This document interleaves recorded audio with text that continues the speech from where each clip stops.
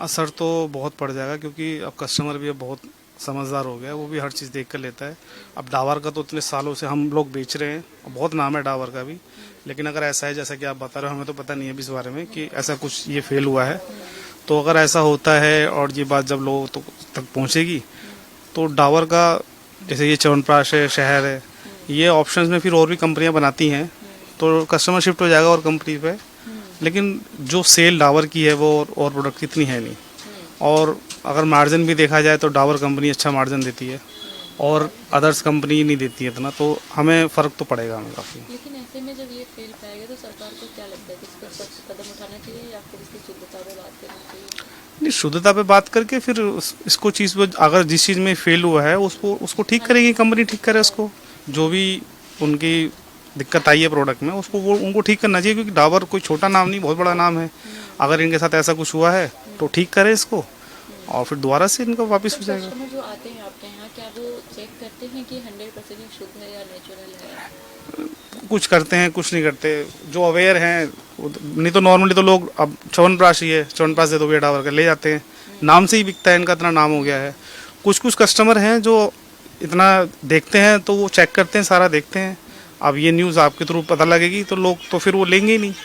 बाकी बहुत से कस्टमर अभी भी ऐसे हैं कि वो सिर्फ नाम से ले जाते हैं। सर बिजनेस पे अगर मैं बात करूँ तो बिजनेस पे कितना असर आएगा? बिजनेस पे तो असर फ़र्क पड़ेगा हमें, सेल पे भी फ़र्क पड़ेगा, प्रॉफिट और मार्जिन पे भी फ़र्क पड़ेगा, दोनों चीज़ों पर फ़र्क पड़ेगा। एक्चुअली आई थिंक कि कस्टमर्स आजकल ना ऑर्गेनिक पे ज़्यादा फोकस कर रहे हैं, क्योंकि बिकॉज़ वो लगता ही है कि जैसे हम लोग भी यूज़ करते थे, बट अब डेफिनेटली उसको जब हम स्टोर करते हैं तो नीचे शुगर कंटेंट ज़्यादा इसमें होता है, बिकॉज़ वो ऊपर ऊपर जैसे होता है, नीचे पूरा शुगर होता है। तो डेफिनेटली मतलब है तो सही, कुछ तो डिफरेंस आया है पहले से ना क्वालिटी में।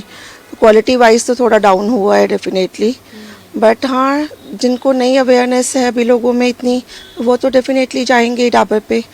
बट जैसे अवेयरनेस होगी तो डेफिनेटली वो फिर शिफ्ट करेंगे कहीं और। ऐसे में क्या करना चाहिए आपको लगता है बिजनेस पे कितना असर? नहीं, बिजनेस पे तो डेफिनेटली हो गई, क्योंकि जो लोग डाबर को शुरू से फॉलो करते हैं वो तो अभी भी जाएंगे ही।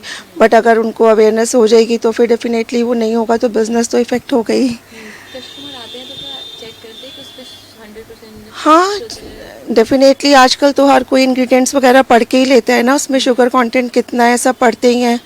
अब जिनको नहीं है इतना नॉलेज तो वो बेचारे ऐसे यूज़ करते हैं।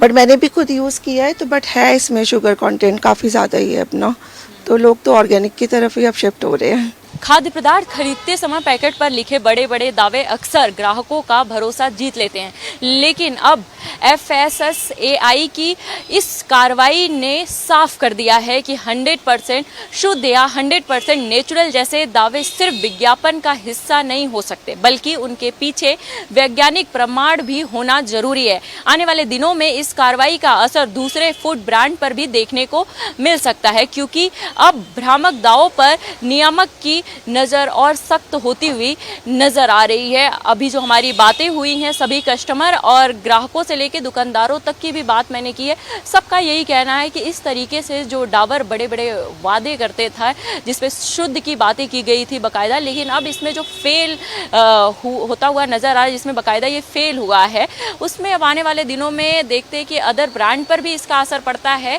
या फिर नहीं। अब ये तो आने वाले वक्त में ही पता चल पाएगा। कैमरा पर्सन विक्रांत के साथ तनु चौधरी, दिल्ली।